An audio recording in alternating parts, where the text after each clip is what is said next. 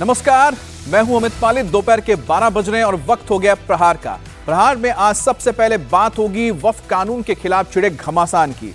वक्फ के नाम पर विरोध प्रदर्शन कर रहे मुसलमानों की। वक्फ कानून के खिलाफ मुसलमानों का विरोध प्रदर्शन तेज हो गया है। थोड़ी देर में बिहार के किशनगंज में भी वक्फ कानून के खिलाफ बड़ा प्रोटेस्ट होने जा रहा है। यह विरोध प्रदर्शन वक्फ प्रोटेक्शन मूवमेंट के बैनर आंदोलन के तहत किया जा रहा है। उधर वक्फ कानून के खिलाफ all India Muslim Personal Law board की तरफ से भी लगातार विरोध प्रदर्शन किए जा रहे हैं। कल शाम हैदराबाद में ओवैसी की पार्टी के दफ्तर में भी वक्फ के खिलाफ जलसा हुआ, जिसमें वक्फ कानून के साथ साथ मोदी सरकार के खिलाफ जमकर तकरीरें की गईं। 22 अप्रैल को दिल्ली में वक्फ की हिफाजत नाम से प्रोग्राम होगा। इसके बाद 30 अप्रैल को all India Muslim Personal Law board पूरे देश में बत्ती गुल प्रोटेस्ट करेगा। फिलहाल आज सबकी नजर बिहार के किशनगंज में हो रहे प्रोटेस्ट पर है। किशनगंज मुस्लिम बहुल जिला है और इस साल बिहार में चुनाव भी है। ऐसे में इस विरोध प्रदर्शन में एनडीए गठबंधन के अलावा सभी पार्टियां शामिल हो रही हैं। इस विरोध प्रदर्शन में कांग्रेस, आरजेडी, लेफ्ट पार्टी और एमआईएम के नेता शिरकत कर रहे हैं। वक्फ कानून को लेकर मौलानाओं ने मोदी सरकार के खिलाफ मोर्चा खोला है। ओवैसी ने भी सरकार पर ताबड़तोड़ हमला किया। कल हैदराबाद के जलसे में ओवैसी ने वक्फ कानून को लेकर प्रधानमंत्री मोदी पर जमकर हमला बोला। ओवैसी ने कहा कि मोदी जी शतरंज खेलना हम भी जानते हैं, जब तक वक्फ कानून वापस नहीं हो जाता है यह विरोध प्रदर्शन जारी रहेगा। ओवैसी आरोप लगा रहे हैं कि मोदी सरकार मुसलमानों की मस्जिद छीनना चाहते हैं। भारत की खूबसूरती मोदी नहीं, यहां का भाईचारा है। कल हैदराबाद के जलसे में ओवैसी ने इसी तरह से कई बयान दिए। नारे तकबीर, नारे तकबीर, उम्मत का इत्तेहाद, उम्मत का इत्तेहाद, All India Muslim Personal Law Board. तो हम ये वादा करते हैं, इन तमाम बुजुर्गों के सामने अहद करते हैं कि all India Muslim Personal Law board की जानिब से दिया गया हर टास्क हम उसे। मैंने पार्लियामेंट में उस कानून को फाड़ा तो सिर्फ अपने तौर पर नहीं फाड़ा, बल्कि भारत के गयूर तमाम हिंदुस्तानियों की तरफ से उस कानून को फाड़ा, जो हिंदू भी है, मुसलमान भी है, सिख भी है, ईसाई भी है, जो आज भी इस मुल्क की खूबसूरती को पहचानते हैं। भारत की खूबसूरती उसका इत्तेहाद है, भारत की खूबसूरती उसका भाईचारा है। भारत की खूबसूरती नरेंद्र मोदी नहीं है मेरे अजीज दोस्तों और बुजुर्गों। भारत की खूबसूरती उसका भाईचारा है। भारत की खूबसूरती उसकी मस्जिद भी है, मंदिर भी है, दरगाहें भी है, खानकाएं भी है। और जो लोग इस भाईचारगी को खत्म करना चाहते हैं वो भारत को कमजोर कर रहे हैं। तो हमारा एहतजाज इसलिए भी है कि वो लोग जो हमको सफ़े हस्ती से मिटाना चाहते हैं, हम उनको पैगाम देना चाहते हैं कि हम मिटने वाले नहीं हैं। मैं बार बार कह चुका हूं, जब तक हम दुनिया में जिंदा है कयामत नहीं आएगी। जिस दिन हम चले जाएंगे सूर फूका जाएगा, याद रखो। बीजेपी ये समझ रही है कि उन्होंने 2014 में इख्तिदार पर आए तो पहले ट्रिपल तलाक का ऐसा कानून बनाया जो मुस्लिम खवातीन के खिलाफ बनाया। फिर उसके बाद उन्होंने CAA का कानून मजहब की बुनियाद पर बनाया। फिर उसके बाद उन्होंने UAPA के कानून को गंदे तरीके से उसको और ताकतवर बना दिया। फिर उसके बाद उन्होंने मजहब तब्दीली का कानून अपनी बीजेपी जहां पर इख्तिदार में रियासत में बनाया। फिर अब वो यूनिफॉर्म सिविल कोड बनाने की बात कर रहे हैं। 11 साल से नरेंद्र मोदी सिर्फ मुसलमानों की मजहबी शनाख्त पर हमला कर रहे हैं। 11 साल से नरेंद्र मोदी सिर्फ मुसलमानों की मस्जिदों को छीनने की कोशिश कर रहे हैं। 11 साल से नरेंद्र मोदी मुस्लिम खवातीन को ताकतवर बनाने के बजाय उनके सरों से हिजाब को छीन रहे हैं। 11 साल से नरेंद्र मोदी बुलडोजरों के जरिए सबसे ज्यादा दलित और मुसलमानों के घरों को तोड़ दिया। अब यूनिफॉर्म सिविल कोड के नाम पर हमारी शरीयत को हमसे छीनना चाहते हैं।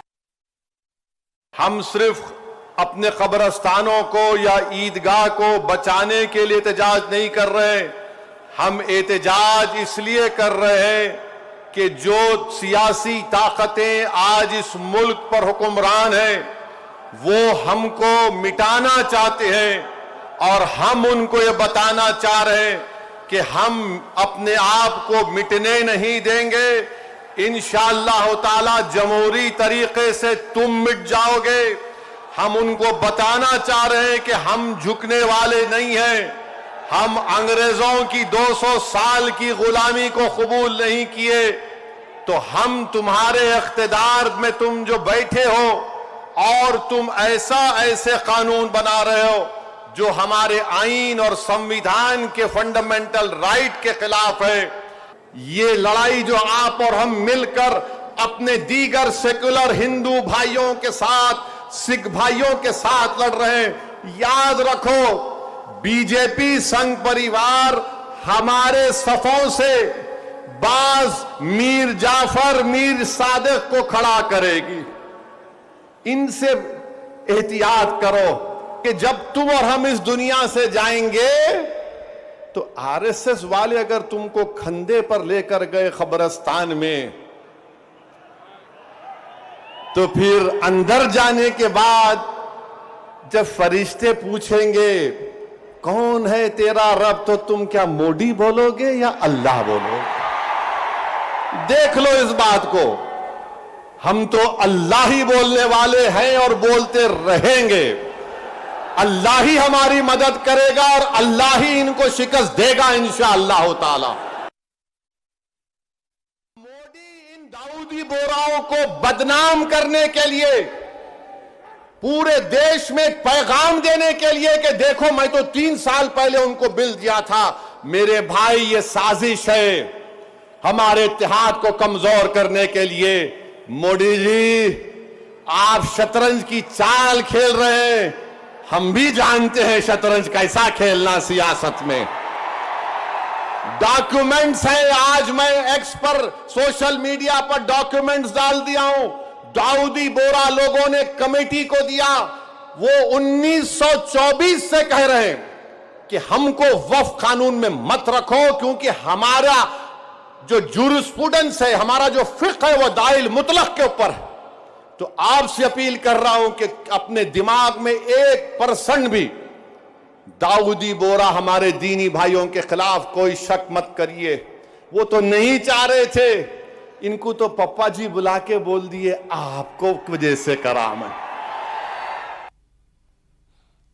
और हैदराबाद के प्रोटेस्ट में यह तय हुआ है कि तमाम मुसलमान all India Muslim Personal Law board के नेतृत्व में वक्फ कानून के खिलाफ प्रोटेस्ट करेंगे।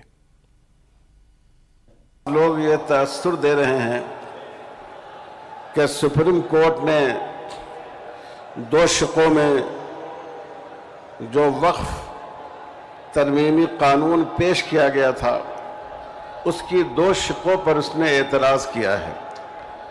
वक्फ बाय यूज़र को कबूल कर लिया है और वक्फ के मैनेजमेंट में मुसलमानों की नुमाइंदगी हो, इसको कबूल करने का इंदिया दिया है। इसलिए अब एहतजाज करने की ज़रूरत नहीं है। याद रखिए ये धोखा है, गलतफहमी।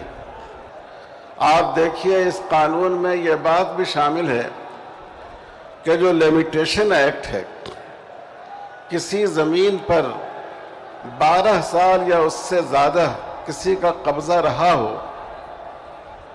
तो वो ज़मीन उसी काबिज़ की मिल्कियत समझी जाएगी। वक्फ को इससे मुस्तस्ना किया गया है। इसका मतलब यह है कि औकाफ पर जो तवील मुद्दत से नाजायज़ कब्ज़े हैं, 50 साल से 25 साल से, जो और वक्फ कानून के खिलाफ हैदराबाद में मौलानाओं ने मोदी सरकार पर जमकर हमला बोला और मंच से एक के बाद एक भड़काऊ तकरीरें दी गई। जमीयत और all India Muslim Personal Law board के सदस्यों ने वक्फ कानून के आड़ में मोदी सरकार के खिलाफ माहौल बनाने की कोशिश की है। इस विरोध प्रदर्शन को शरीयत बचाने की महिमा बताया जा रहा है। एक बाबरी मस्जिद के मसले पर हमने सालाहा साल उसके खिलाफ एहतजाज किया, उसके खिलाफ लड़ते रहे। जब एक मस्जिद के लिए मुसलमान सालाहा साल लड़ता रहा तो यह कैसे मुमकिन है कि आज जब हिंदुस्तान की सारी मसाजिद के ऊपर मसला आ जाए तो यह मुसलमान कैसे खामोश बैठ सकता है? इन लोगों को अंदाजा नहीं है, मुसलमानों के जज्बात का अंदाजा नहीं है, मुसलमानों के सब्र का अंदाजा नहीं है। और अल्लाह की जात से उम्मीद है, ये इख्तिदार की कुर्सी हमेशा रहने वाली कुर्सी नहीं है।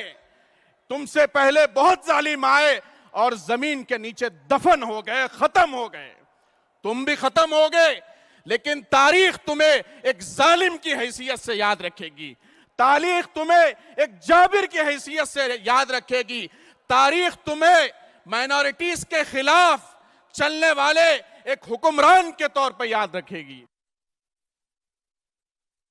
ऐसे लोग भी हैं इस दुनिया के खातिर या अपने मफाद को मलहूज रखते हुए इस वक्त बिल की ताईद में अपनी आवाजें बुलंद कर रहे हैं।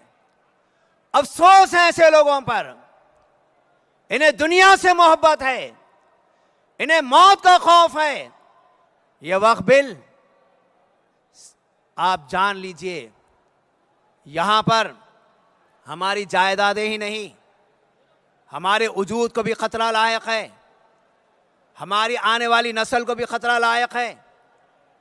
इससे इनको मुसलमानों के अंदर, मुसलमानों की शरीयत में, मुसलमानों के पर्सनल लॉ में मुदाखलत का जो ये जवाब निकाल रहे हैं, मुंह तोड़ जवाब देना यह इंतहाई लाजिम और जरूरी है।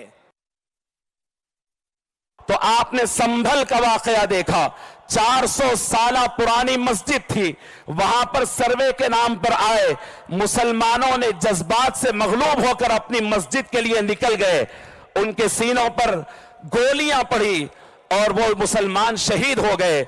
जो बचे हुए थे सैकड़ों की तादाद में जेल में गए, उनके खानदान कोर्ट कचहरी की दौड़ में लगा हुआ है। आप अंदाजा करें कि पूरे हिंदुस्तान के कई मसाजिद के साथ ये हालात पेश आएंगे, तो हमारी आइंदा नस्लें कोर्ट कचहरियों को जाते आते अपना पैसा लगाते हुए ना तालीम पढ़ सकेगी, ना उनकी तिजारत हो सकेगी, ये नुकसान होता रहेगा। आइंदा 50 साल और आइंदा एक नहीं दो नस्लों के मुस्तकबिल के बारे में हम गुफ्तगू करने यहां ठहरे हैं। और वक्फ कानून के खिलाफ all India Muslim Personal Law board लगातार प्रोटेस्ट कर रहा है। 30 मई को all India Muslim Personal Law board की तरफ से 32 गुल प्रोटेस्ट की कॉल दी गई है। मुस्लिम पर्सनल लॉ बोर्ड ने देश भर के मुसलमानों से ब्लैकआउट करने की अपील की है। आधा घंटा बिजली बंद करके वक्फ कानून का विरोध करने को कहा है। सबसे पहले एक अहम तरीन प्रोटेस्ट होगा, 32 गुल प्रोटेस्ट होगा। अपने मकानात, अपने फैक्ट्रियों और अपनी कंपनियों और अपनी दुकानों और दीगर तमाम अपने इलाकों के अंदर 10 मिनट तक आप अपने सारी लाइटें बंद करके अंधेरे में 10 मिनट रहकर अपने गम और गुस्से का इजहार करेंगे। हाथ उठाकर बताएं, इंशाअल्लाह 30 अप्रैल रात 9 बजे 10 मिनट के लिए हम अंधेरे में रहेंगे। यह 10 मिनट का अंधेरा मिल्लत के उजाले का जरिया बनेगा इंशाअल्लाह। दूसरा काम इंशाअल्लाह राउंड टेबल मीटिंग्स का होगा। 18 मई 2025 को शहर हैदराबाद में राउंड टेबल मीटिंग्स मुनाकिद किए जाएंगे।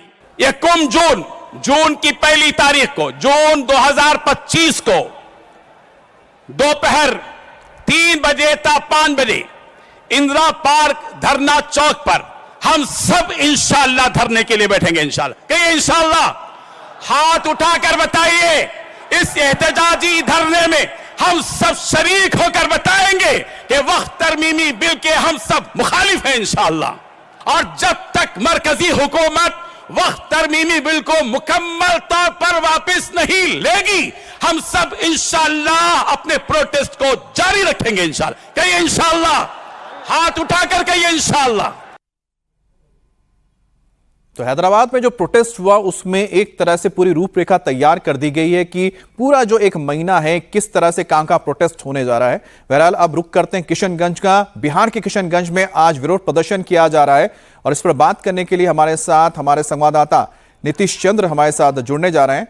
और जैसा कि आप तस्वीरों में देख सकते हैं, जहां पर इस वक्त नीतीश मौजूद है वहां पर जलसे का पूरा आयोजन हो चुका है, वहां पर लोग पहुंच चुके हैं और जैसे यहां पर जलसे की शुरुआत होती है हम जानेंगे कि आखिरकार किशनगंज के आज के इस प्रोटेस्ट में जैसा बताया जा रहा है कि जो विपक्षी पार्टियां हैं, खासतौर पे बिहार में चुनाव होने जा रहे हैं और उससे पहले वहां पर एक मौका है जहां पर तमाम विरोधी पार्टियां जो हैं, जिसमें कांग्रेस है, इसके अलावा AIMM है, इसके साथ ही RJD है, इनके नेता भी शामिल हो रहे हैं, इसके साथ ही जो लेफ्ट पार्टीज के नेता हैं वो भी शामिल हो रहे हैं।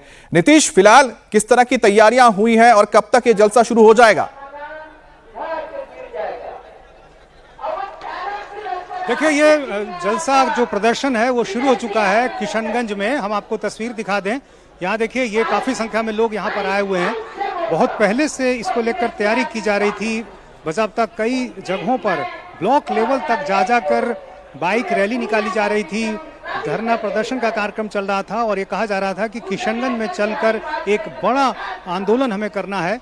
और इसके बाद वक्फ प्रोटेक्शन मूवमेंट नाम से एक बैनर तैयार किया गया और उस बैनर के तहत कांग्रेस, RJD, AIMIM, जनसुराज, जितनी भी तमाम पार्टियां हैं NDA को छोड़कर, उन सभी पार्टियों ने इकट्ठे होकर ये प्रदर्शन किया है। और यहाँ पर आप देखें, जो किशनगंज का जो लहरा चौक मैदान है, यहाँ पर काफ़ी संख्या में लोग पहुँचे हुए अलग अलग ज़िलों से, आसपास के ज़िलों से। और एक इस रैली के जरिए कहीं ना कहीं एक ताकत दिखाने की कोशिश AIMIM के जो प्रदेश अध्यक्ष हैं अख्तरुल ईमान, वो खास तौर से इस पूरे मूवमेंट को लीड कर रहे हैं जी। और RJD, कांग्रेस, सबों ने सहमति दी है, लेकिन जो किशनगंज से सांसद हैं कांग्रेस के डॉक्टर जावेद जी, वो यहाँ नजर नहीं आ रहे हैं। तो ये देखना है कि वो इस कार्यक्रम में शामिल होते हैं या नहीं होते हैं। लेकिन इस प्रदर्शन के जरिए, इस रैली के जरिए कहीं ना कहीं एक मोमेंटम भी बनाने की कोशिश हो रही है।